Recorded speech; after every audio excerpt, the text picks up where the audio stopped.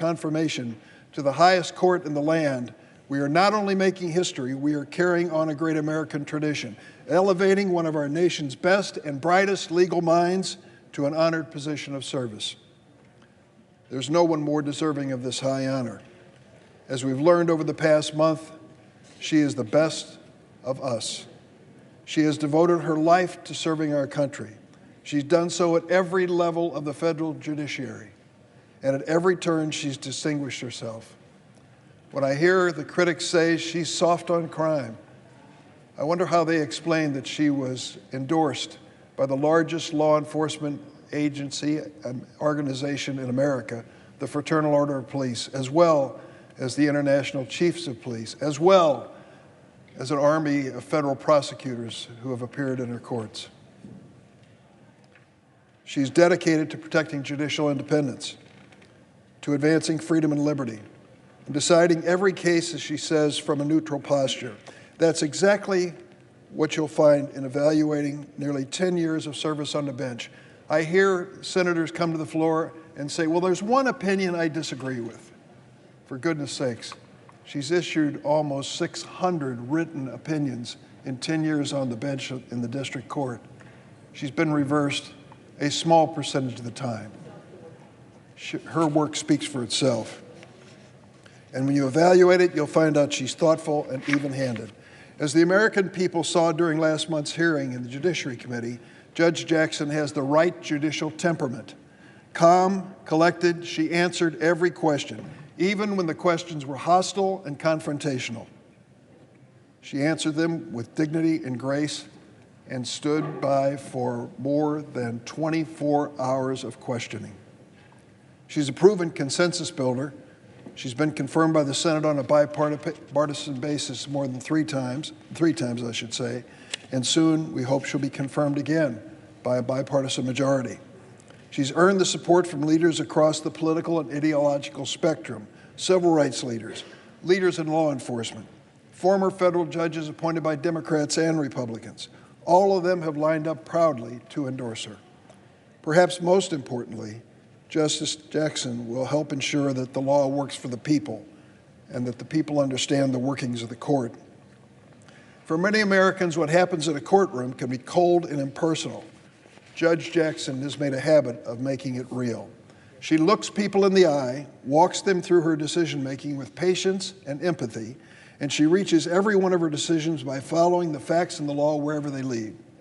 She said that her opinions can run long. That's by design, because she wants America to rest assured, whether she writes in the majority, the concurrence, or dissent, they want to know exactly where she stands on the most important issues. Serving as chair of the Senate Judiciary Committee during Judge Jackson's confirmation has been one of the highest honors of my Senate experience. I want to give special thanks to the man who spoke before me, Republican Senator Chuck Grassley of Iowa.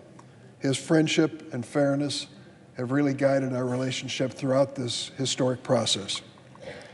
In the weeks since President Biden announced her nomination, Judge Jackson has already lifted the spirit of countless Americans, inspiring a new generation of aspiring jurists and public servants. Millions of Americans see themselves in Judge Jackson. Black Americans, members of law enforcement families, working moms, public high school graduates, like her fellow Palmetto Panthers in Florida. Everywhere I've gone for the last few weeks when I go home, visiting law schools, going to the grocery store, I've been approached by people who've been following this nomination closely. They tell me how deeply impressed they are with Judge Jackson, even under fire from her critics. Hannah Edmondson is one of those people. She's a law student in Waukegan, Illinois, a city on the shores of Lake Michigan. In a letter to my office, Hannah wrote, and I quote her in saying, "If you can see it, you can be it." And I'm very excited to see America's first black female justice. Reverend Krista Alston is a Baptist minister in the city of Chicago. Comes from a long line of Baptist ministers. She calls herself a civil rights baby. Born in '64, the year LBJ signed the Civil Rights Act. Ricky Jones is also from Chicago. She's been working for civil rights for nearly 60 years, since she was a teenager. Well, late last month, Reverend Alston and Miss Jones, with 4 other people, drove 11 hours from Chicago to attend an hour of Judge Jackson's hearing. Reverend Alston said she was moved by the judge's courage, grace, integrity, and wisdom. She imagined what it will be like years from now to tell her future grandchildren what it was like to be in that room for that historic moment. And Ricky Jones said she never even expected to hear about a black woman being nominated to the Supreme Court, let alone to be in the room for her hearing. She said as she watched Judge Jackson, "It felt like the fulfillment of everything I've worked for my whole life." She thought of all the strong black women who came before her and helped make the movement possible. Sojourner Truth, Harriet Tubman, Ida B. Wells, and my personal late friend, the Reverend Willie Barrow, a black woman minister from Chicago who worked alongside Dr. Martin Luther King. This moment was about them too, she said. And this moment is possible because of Judge Jackson and who she is, her qualifications, her integrity, her record of excellence. She has earned her seat on the Supreme Court. That's why it's so unfortunate that several Republicans on the Judiciary Committee did not approach Judge Jackson's hearing with that same level of fairness and respect as their colleagues. Thankfully, there are members of the Senate who are willing to rise above the partisan fray. I want to particularly commend Senator Susan Collins of Maine, Senator Lisa Murkowski of Alaska, and Senator Mitt Romney of Utah for their political courage and their willingness to support a singularly qualified and historic nominee to the Supreme Court. You know, when Senator Romney announced his support for Judge Jackson's confirmation, I couldn't help but remember his father, the late George Romney, who served as governor of Michigan in the 1960s during the height of the Civil Rights Movement. Governor George Romney knew a thing or two about political courage. As a proud Republican governor in 1963, he marched alongside of the NAACP Detroit president, Edward Turner, in support of civil rights. That same year, when Dr. Martin Luther King organized a march in Detroit, Governor George Romney declared the occasion Freedom Day in Michigan. To my colleague, Senator Mitt Romney, you are your father's son. This week marks 54 years since the shot rang out in Memphis, Tennessee, claiming the life of Dr. Martin Luther King, an American who spoke with greater moral clarity than nearly any other in our history. The night before he died, Dr. King spoke at a rally in support of the city's striking sanitation workers. There was tension in the air. From the moment he set foot in Memphis, he'd received a barrage of death threats. And as Dr. King spoke to the crowd at the Mason Temple, death was on his mind. He said, "Like anybody, I'd like to live a long life. Longevity has its place, but I'm not concerned about that now. I just want to do God's will, and he's allowed me to go up to the mountain." His next words proved prophetic. Dr. King said, "I've looked over, and I've seen the promised land. I may not get there with you, but I want you to know tonight that we as a people will get to the promised land." Ricky Jones said that she thought about Dr. King's prophecy when she realized the Judiciary Committee was voting on Judge Jackson's nomination on the anniversary of Dr. King's death. It felt like the prophecy had come to pass. Dr. King didn't make it to the promised land, but Judge Jackson's ascension to the Supreme Court brings us closer to that longed-for place. I'd like to close with one last personal plea to my Senate colleagues. I hope you'll think about this.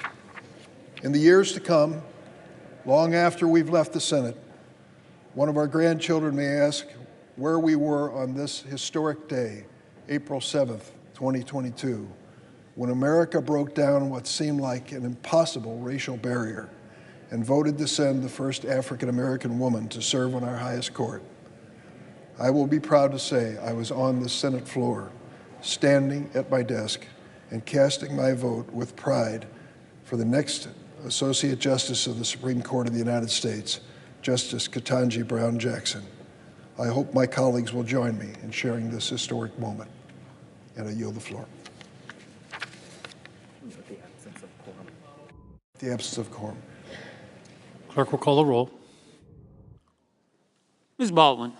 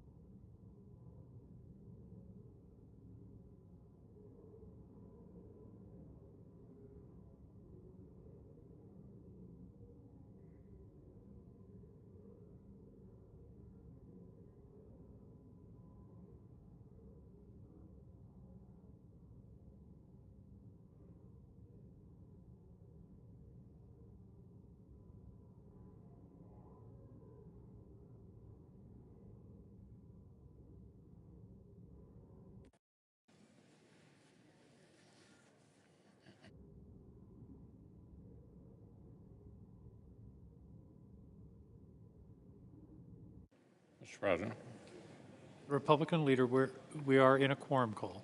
ask consent that further proceedings on the quorum call be dispensed with. Without objection. President Biden was elected on the promise that he would govern as a moderate and unite the country. He insisted the radical left would not be calling the shots. Please. Senator will commence. He insisted the radical left would not be calling the shots on his watch. But when it came to one of the most consequential decisions a president can make, a lifetime appointment to our highest court, the Biden administration let the radicals run the show. With Washington Democrats in power, the far left got the reckless inflationary spending they wanted. The far left has gotten the insecure border they wanted. And today, the far left will get the Supreme Court justice they wanted. The fringe activists who demand partisan court packing, attack the justices, and describe our Constitution as trash made up their minds from the start of this administration. If a Supreme Court vacancy should arise, they wanted one nominee and one nominee only, Judge Jackson. They spent dark money to promote this person specifically. They pushed her for the D.C. Circuit. Then they badgered Justice Breyer to quit. In February, one of these groups announced Judge Jackson would be the nominee before President Biden actually did make the announcement. So think about that for a moment. The Senate has examined Judge Jackson's qualifications with the seriousness and vigor that a lifetime appointment deserves. Unlike when the parties' positions are reversed, the country was not subjected to uncorroborated smear campaigns, committee boycotts, stunts with cardboard cutouts, or mobs chasing senators around the Capitol. Now, a few of our Democratic colleagues seem to have decided in advance they would claim that Judge Jackson was treated shabbily. I've heard that script recited, even though it didn't happen. Didn't happen. Let's be clear. No nominee before the Senate for any position deserves a cakewalk or a coronation. Tough questions about a federal judge's own rulings and statements are the definition of fair game. My Republican colleagues vigorously inquired, shed important new light on a frequently disturbing judicial record. So I applaud my colleagues for focusing on substance and not following the Democrats' recent precedents into the gutter. Unfortunately, what the Senate's process turned up was disturbing. First, the nominee would not follow the Ginsburg-Breyer precedent and denounced the insane concept of partisan court packing. Second, her judicial record is full of cases where Judge Jackson ruled like a policymaker implementing personal biases instead of a judge following the text wherever it led. And third, her aggressive judicial activism frequently focused on treating convicted criminals as gently as possible. In literally case after case, from deadly fentanyl to open borders to child exploitation, Judge Jackson tilted the scales of justice away from public safety and innocent victims in favor of her career-long passion for softening up criminal sentencing. In Judge Jackson's courtroom, plain legal text and clear congressional intent were no match for what the judge admits are her personal policy disagreements. Even as the violent crime wave sweeps America, Democrats are pursuing a nationwide campaign to make the justice system softer on crime. They're stacking the deck with far-left prosecutors, woke warriors at the Department of Justice, and federal judges who believe criminals deserve lighter treatment. This project is terrible for innocent American families, and every piece of evidence suggests Democrats view Judge Jackson as its crown jewel. So I'll close with this. These debates about judicial philosophy are not just academic. The charged political atmosphere around confirmations, the outsized role that unelected judges play in our national life, these are direct consequences of liberal judicial activism. They're direct results of the efforts to misuse federal courts as a progressive legislature that voters can't kick out. A republic of self-serving citizens should not spend every June watching with bated breath to see if 5 or 6 lawyers will hand down sweeping policy changes with zero basis in the written Constitution. And the solution is not to make the court even more of a super legislature like liberals want, a delegitimizing death spiral that would destroy the rule of law. There's only one solution. The Senate should only confirm justices who will follow the text of our laws and our Constitution wherever it leads, who will leave subjective policy judgments on this side of the street where they belong. That's how we lower the temperature. That's how we shore up the courts. That's how we protect the rule of law. Staff the judiciary with brilliant men and women who understand and embrace this limited role. No other road leads anywhere good for our great nation.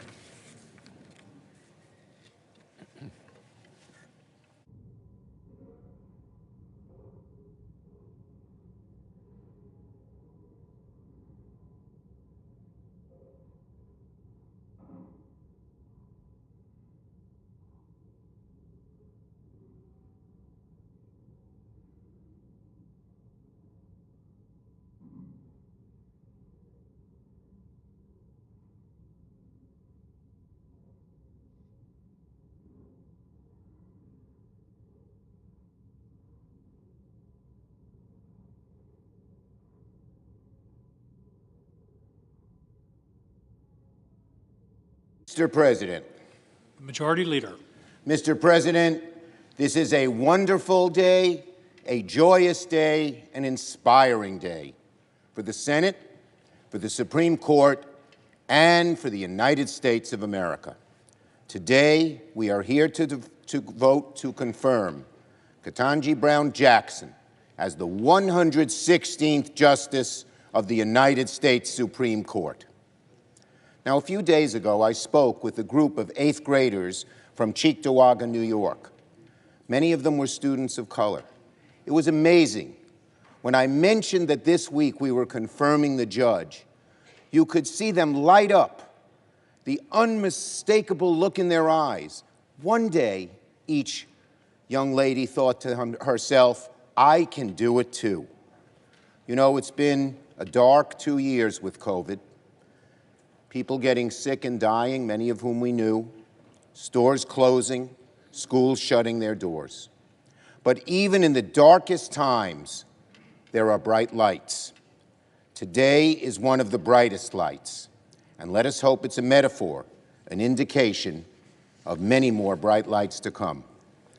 As I've said over and over again, there are 3 words that I think best fit Judge Jackson: brilliant, beloved, belongs.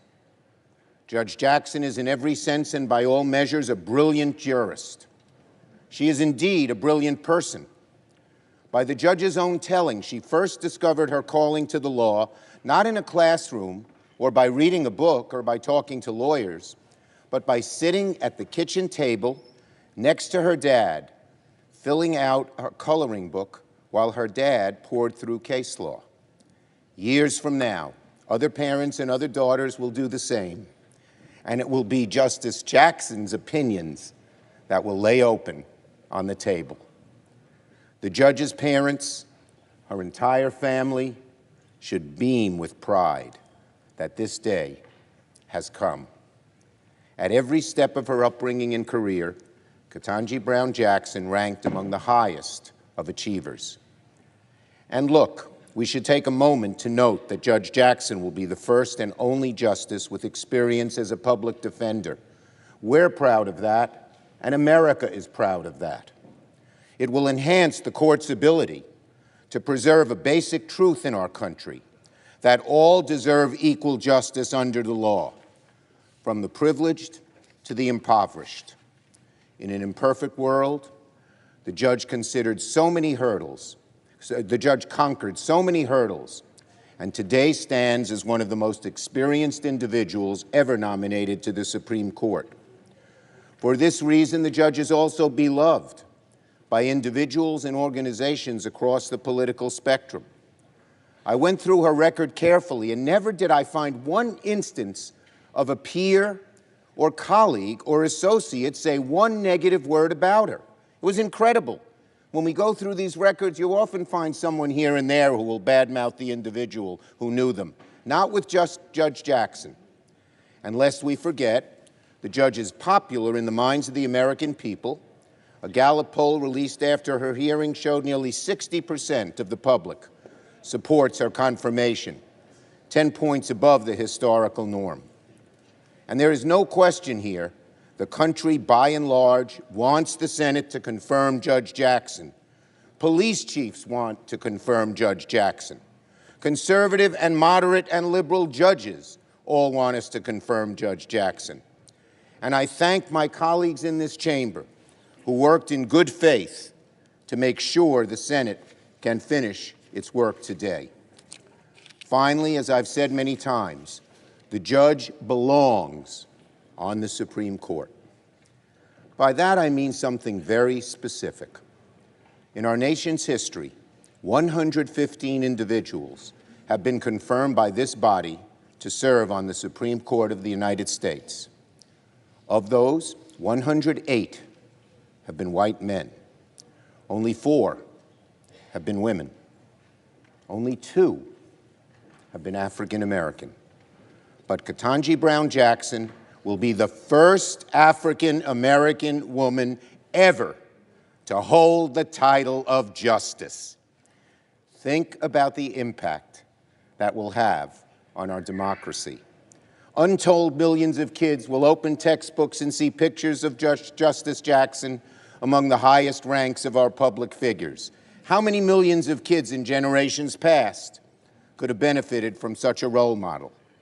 How many would-be justices, lawyers, doctors, generals, business people have been lost to history precisely because their history books had few, if any, role models that they could relate to?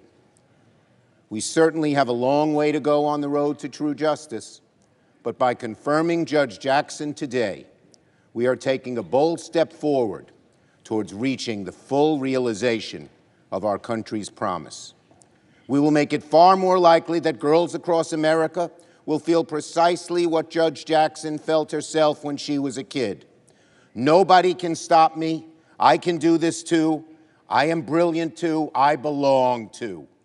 For all these reasons, increasing the diversity of the court has been one of my highest priorities and one of the highest priorities of our Senate Democratic majority, of whom I am so proud.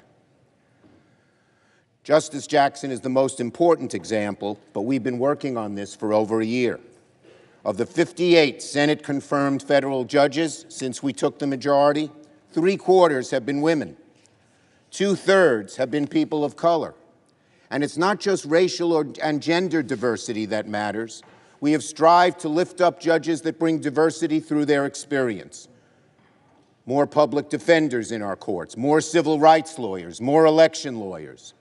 When Americans of all walks of life come before the court, they should have confidence that those who don the robes have the ability to walk in their own shoes, to see and understand their side of the story, and then apply the law properly according to the facts. One judge at a time, one judge at a time, this majority is expanding the possibility of who merits consideration to the bench. And I would be remiss if I didn't acknowledge my Republican colleagues who joined us on this occasion over the year to achieve this goal.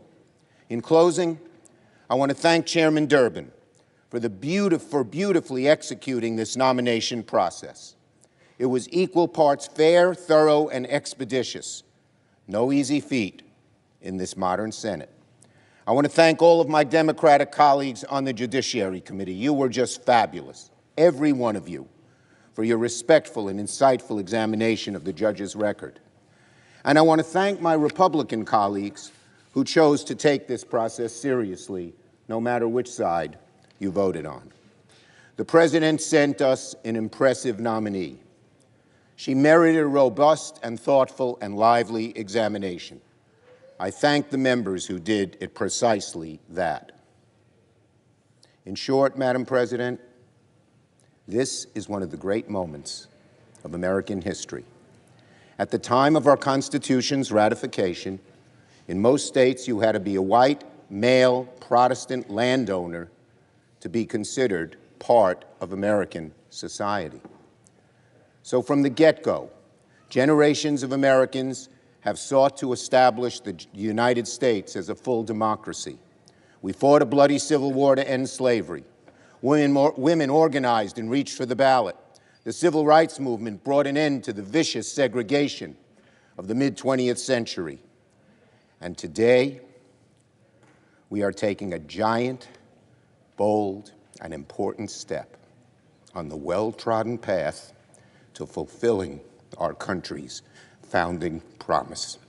This is a great moment for Judge Jackson, but it is even a greater moment for America as we rise to a more perfect union. I thank my colleagues for their work, and I yield the floor. Under the previous order, all post-cloture time has expired.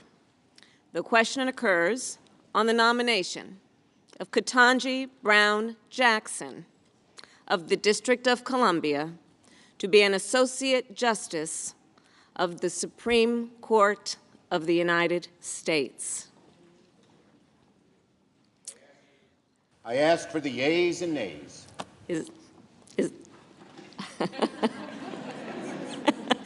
Is there a sufficient second? There is, and certainly appears to be, a sufficient second. The clerk will call the roll. Ms. Baldwin. Aye. Ms. Baldwin, aye. Mr. Barrasso. No. Mr. Barrasso, no. Mr. Bennett. Aye. Mr. Bennett, aye. Mrs. Blackburn. Mrs. Blackburn, no. Mr. Blumenthal. Aye. Mr. Blumenthal, aye. Mr. Blunt. No. Mr. Blunt, no. Mr. Booker. Yes. Mr. Booker, aye. Mr. Bozeman. No. Mr. Bozeman, no. Mr. Braun. Mr. Braun, no. Mr. Brown. Aye. Mr. Brown, aye. Mr. Burr. Mr. Burr, no. Ms. Cantwell. Aye. Ms. Cantwell, aye. Mrs. Capito. Mrs. Capito, no. Mr. Cardin. Aye. Mr. Cardin, aye. Mr. Carper. Aye. Mr. Carper, aye. Mr. Casey. Aye. Mr. Casey, aye. Mr. Cassidy. Mr. Cassidy, no. Ms. Collins. Aye. Ms. Collins, aye. Mr. Coons. Aye. Mr. Coons, aye. Mr. Cornyn. Mr. Cornyn, no. Ms. Cortez Masto. Aye. Ms. Cortez Masto, aye. Mr. Cotton. Mr. Cotton, no. Mr. Kramer. Mr. Kramer, no. Mr. Crapo. Mr. Crapo, no. Mr. Cruz. Mr. Cruz, no. Mr. Daines. No. Mr. Daines, no. Ms. Duckworth. Aye. Ms. Duckworth, aye. Mr. Durbin. Aye. Mr. Durbin, aye. Ms. Ernst. Ms. Ernst, no. Mrs. Feinstein. Mrs. Feinstein, aye. Mrs. Fisher. No. Mrs. Fisher, no. Mrs. Gillibrand. Aye. Mrs. Gillibrand, aye. Mr. Graham. Mr. Grassley. Mr. Grassley, no. Mr. Haggerty? No. Mr. Haggerty, no. Ms. Hassan? Aye. Ms. Hassan, aye. Mr. Hawley? No. Mr. Hawley, no. Mr. Heinrich? Aye. Mr. Heinrich, aye. Mr. Hickenlooper? Aye. Mr. Hickenlooper, aye. Ms. Hirono? Aye. Ms. Hirono, aye. Mr. Hoven? No. Mr. Hoven, no. Mrs. Hyde-Smith? No. Mrs. Hyde-Smith, no. Mr. Inhofe? Mr. Inhofe, no. Mr. Johnson? No. Mr. Johnson, no. Mr. Kane? Aye. Mr. Kane, aye. Mr. Kelly? Aye. Mr. Kelly, aye. Mr. Kennedy? No.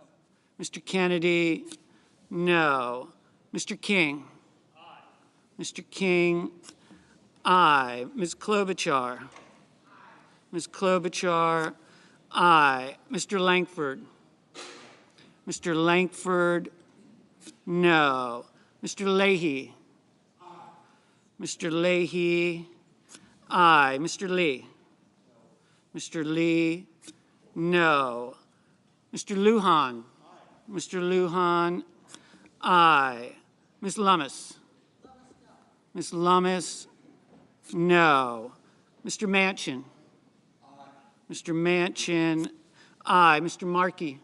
Aye. Mr. Markey, aye. Mr. Marshall? No. Mr. Marshall, no. Mr. McConnell? No. Mr. McConnell, no. Mr. Menendez? Aye. Mr. Menendez, aye. Mr. Merkley? Aye. Mr. Merkley, aye. Mr. Moran? Mr. Moran voted in the negative. Ms. Murkowski? Aye. Ms. Murkowski, aye. Mr. Murphy? Aye. Mr. Murphy, aye. Mrs. Murray? Aye. Mrs. Murray, aye. Mr. Ossoff? Aye. Mr. Ossoff, aye. Mr. Padilla? Aye. Mr. Padilla, aye. Mr. Paul?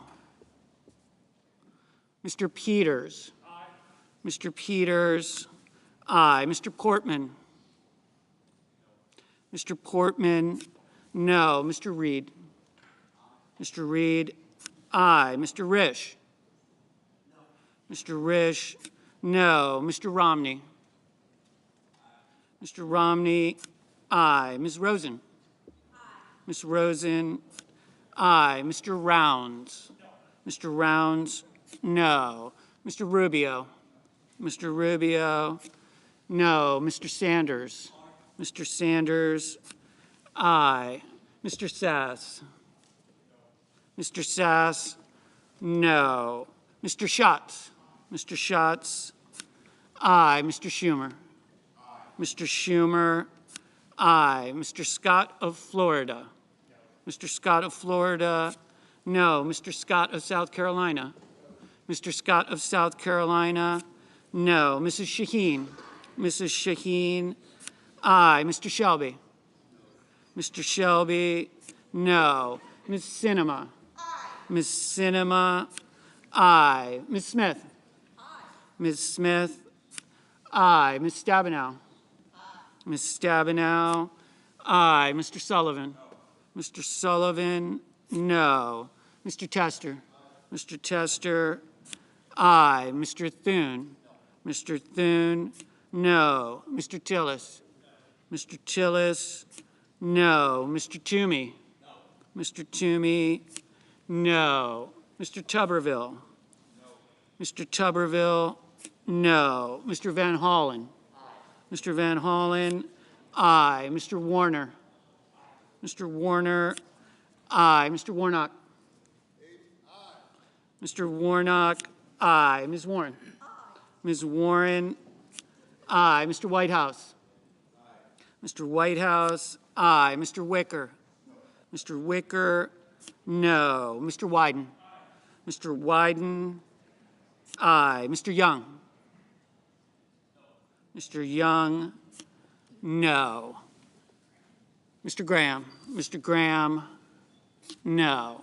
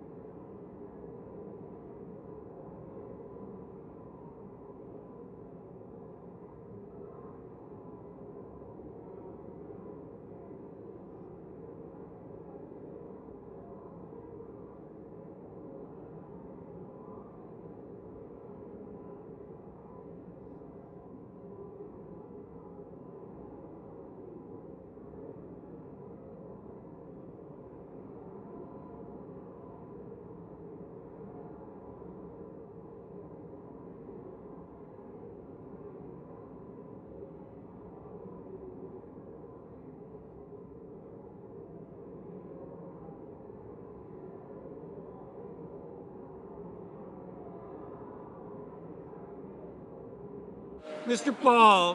Paul, no.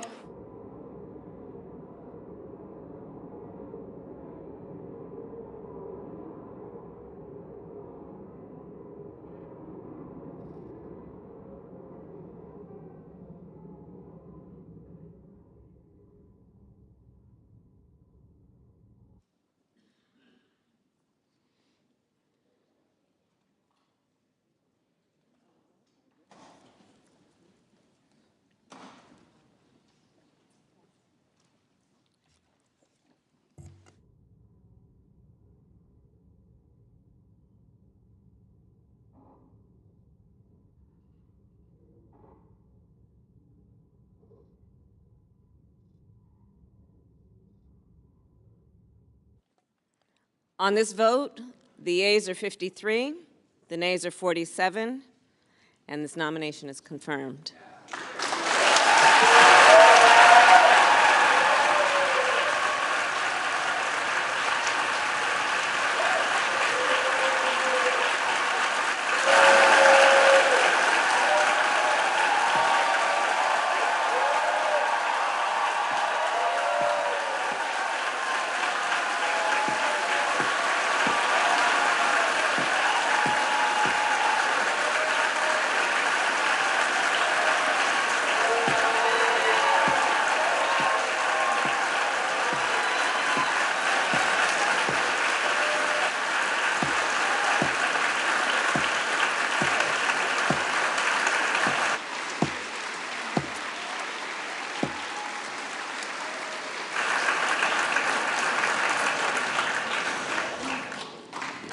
Under the previous order, the motion to reconsider is considered made and laid upon the table, and the President will immediately be notified of the Senate's action. Madam President, very happily, I note the absence of a quorum.